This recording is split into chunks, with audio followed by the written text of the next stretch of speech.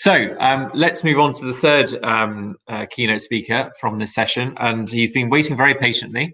I'd like to introduce Sean Kidney, who's the CEO of the Climate Bonds Initiative, who's got a presentation to walk us through and to discuss his work. Sean, I think you and I were the only two who were listening at one point to this session because of all the technical challenges, but thank you for your patience and for holding on, and the virtual floor is now yours. You missed a great speech, everyone. It's going to be very cool later. Honestly, some fantastic announcements. I'll leave the teaser like that. Now, I'm hoping your technical team will be able to make the PowerPoint work. But if not, I'm going to talk. I believe, well, I can certainly see the PowerPoint. So I'm assuming that everybody else can. I'm reliably informed that everybody else can. Okay. Unfortunately, I can't. So this is a little bit of challenging. But look, let me just run through a couple of basics. There's some background I do want to cover. This is background to the green finance market, but also background to what's happening in Europe. So, we have some challenges at the moment. We are getting a taste globally of climate impacts. We are experiencing crazy fires in California. We experienced crazy fires in Australia at the beginning of this year, where I was at the time, where unbelievable devastation. But of course, we've also experienced floods. Sheikh Hasina in Bangladesh talked about how 2/3 of her country was underwater at one point. And she squarely blamed climate change for the extreme nature of the floods there.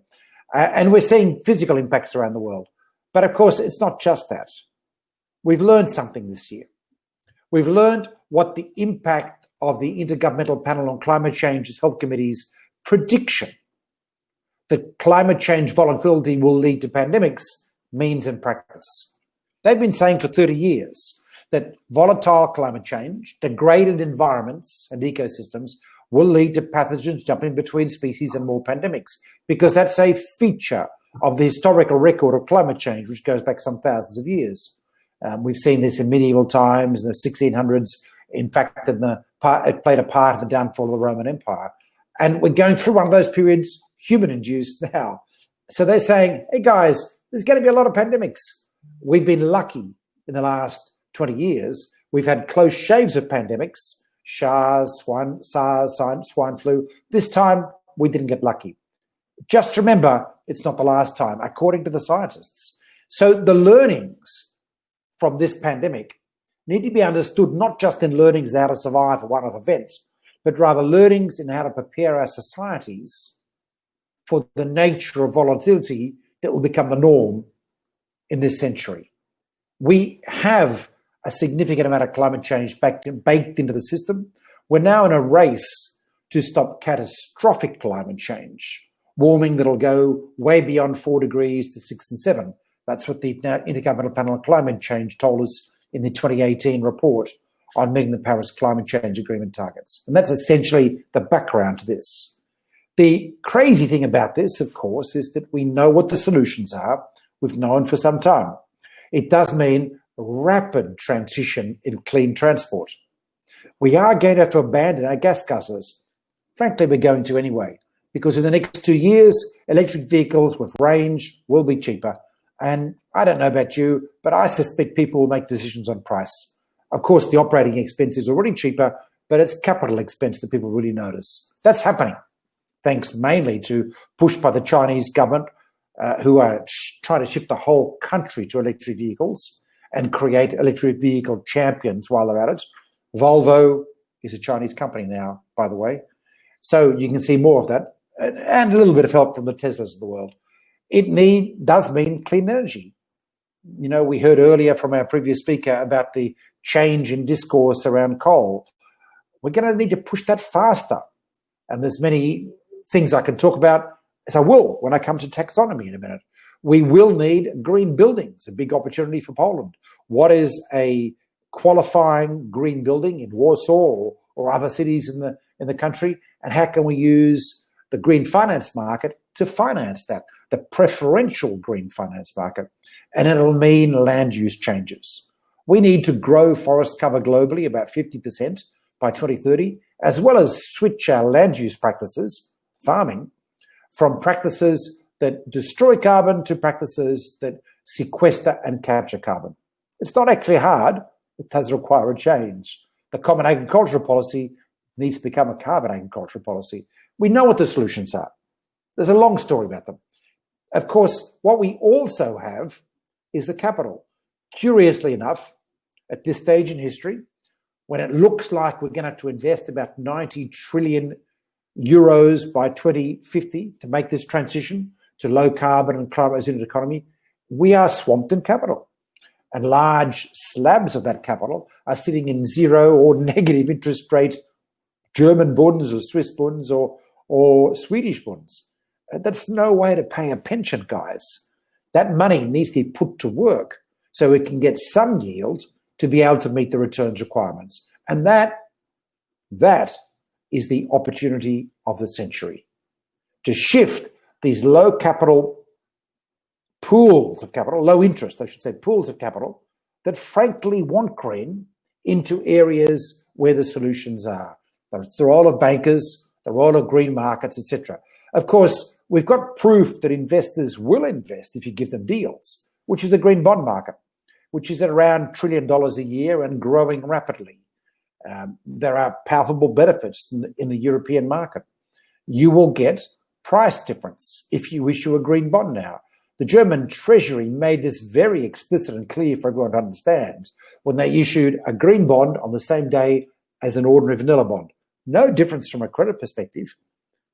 The green bond got a 1 basis points lower price than the normal bond. I mean, we are talking negative interest rates here. I mean, crazy, loco.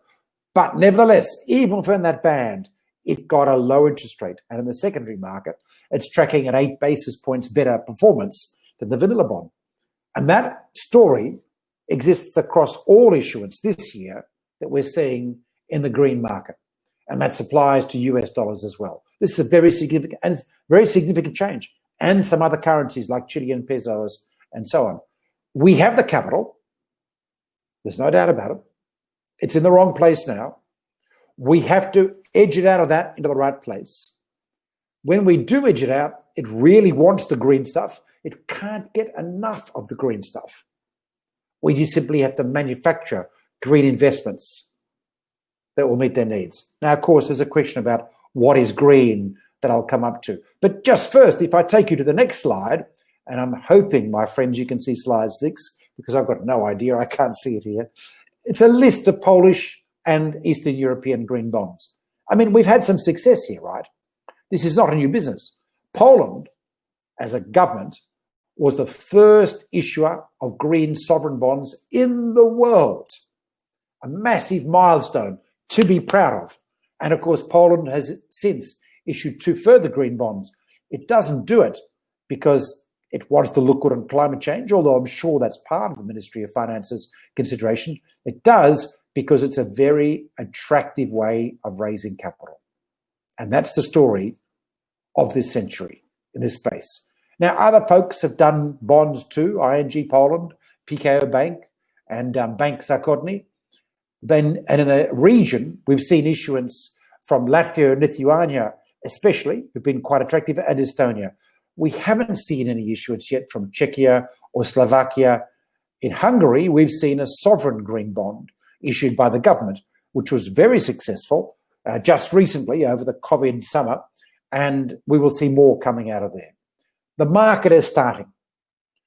Of course, there's a lot to be done to grow this market. One of the things that's happening organically is the children, the daughters of the green bond market have begun to appear. We've seen sustainable linked bonds, social bonds, mirroring the same format, the use of proceeds format of the green bond market. In fact, the most exciting development of the social bond market was the European Union, who just recently placed 17 billion euros of social bonds, same kind of idea, reporting and transparency about them, in the market. And the order book was unbelievable, in the hundreds of billions of euros. So we've got proof of concept in Europe about that at the moment. We're going to see a lot more coming forward. The Resilience and Recovery Fund, 750 billion euros, is going to be 1/3 green and 1/3 funded by green AAA European Commission issued bonds. That will provide liquidity and support for the market. By the way, that's nearly as much as was issued globally last year. So it's a very significant contribution to the development of this market. We've seen sustainable, social, and pandemic bonds in particular grow very strongly this year. While green bonds have continued to grow, pandemics have gone from nothing to 75 billion issuance. Austria has issued a sovereign pandemic, for example. The biggest market for this is China at the moment. We're going to see a lot more of that, but of course we start to need rules about what can be counted as pandemic or social.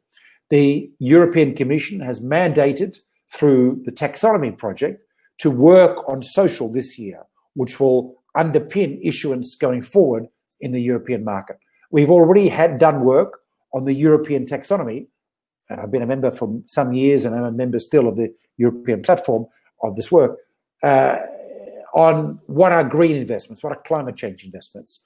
These are all part of a European action plan on sustainable finance, which frankly, for someone working on climate change, is an extraordinary, interesting development. In January, the Commission is slated to publish version 2 of an EU action plan on sustainable finance with more measures in here. What we do know in the short term are 2 key measures I want to draw your attention to. All investors, banks, and corporations in Europe will need to report against the disclosure, the Sustainable Finance Disclosure Regulation going forward. That will mean high carbon investments and sustainable investments as well. When they report, they will have to report referencing the taxonomy for guidance about what they call sustainable. No making up your own mind about what is sustainable anymore. That will also apply to financial products, retail products, and the like under the eco label. So we now have a common language coming into force in Europe. That common language is specifically science-based. It's not political economy based. It is not what we think we can do safely now. It starts off with the Intergovernmental Panel on Climate Change and other modelling around how to achieve the Paris Agreement and says this is what the future is, and then opens up a discussion about how we get there. Of course, on slide 10, you will see we clearly say that there are low carbon investments, there are enabling investments. Building a grid, for example, is an enabling investment for the electrification of society. And there are transition investments. We have to recognize there are many high carbon industries whose outputs we need, such as steel, such as plastics, such as concrete. We need to figure out how to make them low carbon so we can continue to use those resources. These are transition investments. In the EU taxonomy report, we have a very long discussion about that. And the Climate Bonds Initiative at our London conference at the beginning of September, we published a discussion paper on how to take this topic forward that's been widely positively received in the industry. But there's more, because the extension of climate is resilience. You see, the trouble is we know we now are consigned to a century of significant climate impact. That's at the best projections. Remember, we are currently travelling at the very worst of the IPCC projections on climate change. So assuming we are successful in the next 10 years of reducing global emissions in line with the IPCC and now Europe's target of 55% reduction in 10 years from 1999 levels, we will still have volatility. We will still have, frankly, probably 2.5 degrees warming. We aimed 1.5, we'll creep up to 2.5, and then we'll get it back down, is the way we're currently trying to work this out. So we have to prepare our societies, and that's infrastructure resilience, and it's also economic and social resilience. We're learning from the pandemic. Health sector investments now have to be made in the context of how we prepare our societies for pandemics going forward. Economic and social investments have to protect the poor from the impacts of these kinds of shocks that we're going to keep getting this century. In a sense, this is the UN Sustainable Development Goals. If you look at them, each one of those is an indicator of what we have to do. It doesn't mean they define an investable universe. That is work to be done that we intend to do as part of the EU taxonomy forward work. but there's work to be done. There's no doubt about it. The taxonomy can be understood as essentially a shopping list for the future. If you're on the taxonomy, you are, as an industry, extremely well placed to talk to investors about how you are lower risk going forward. The taxonomy is very clear about this. These are necessary and important investments in the future. It doesn't mean that green hydrogen will necessarily triumph over solar or vice versa. That's not what it's doing. It's simply saying all of these things are priority areas. We can't determine success, but we can say these are at significantly less risk of policy action going forward. And that's why investors are flocking. So the boundaries set in here are critical to determining risk profiles for investors and banks for that matter in terms of forward investments going forward. Now, that taxonomy discussion is going global. We have on slide 11 an example of where taxonomies are live. China has had a catalogue, a taxonomy for some years, and has recently brought into line with European thinking around, I'm going to say IPCC thinking, around fossil fuels. Electricity generation from fossil fuels is excluded in the new Chinese green bonds catalogue. Of course, that's backed up by the Chinese 2060 net zero target, which will eventually be brought back to 2050. Europe has announced a 2050 net zero target, as well as its 2030 55% target. On Monday of just this week, the Japanese Prime Minister announced a 2050 net zero target for Japan. The South Korean president has already announced that. And of course, the Biden campaign has said that will be part of their climate change plan should they win the presidency in a few short days. This is extraordinary. We suddenly have, to my surprise, the world's major economies lining up between ambitious climate targets. There are dramatic implications for places to put our money going forward. If I go to the next slide, please. There's work to be done to make this easy for everyone. We need to make the taxonomy, the shopping list of the future, easy to understand for everyone. It needs to work like an electric car. We don't need to know what's under the hood. It's mystery. We get in, put the key in, and drive off. That is how taxonomy will work in the future. We do need to do work to drive capital flows. We've got to reduce risk selectively. We have to bring in blended finance instruments where, let's say, the IFC works with the EIB to set up an investment fund to invest in green bonds. They're doing that. We need to make sure our investment funds, like the Just Transition Fund, are aligned with this. But above all, most importantly, we have to build back better. As we restart our economies, and we are going to have to do a lot of restarting next year, we need to make sure that we focus on investments that are lower risk going forward, that are the right kind of investments for the future.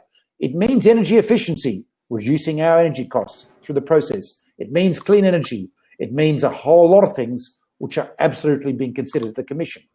And it means raising money in places like London, which is the world centre for international finance. That's the future, guys. It's incredibly exciting. We will achieve our climate targets by the skin of our teeth, but we will achieve them. Thank you.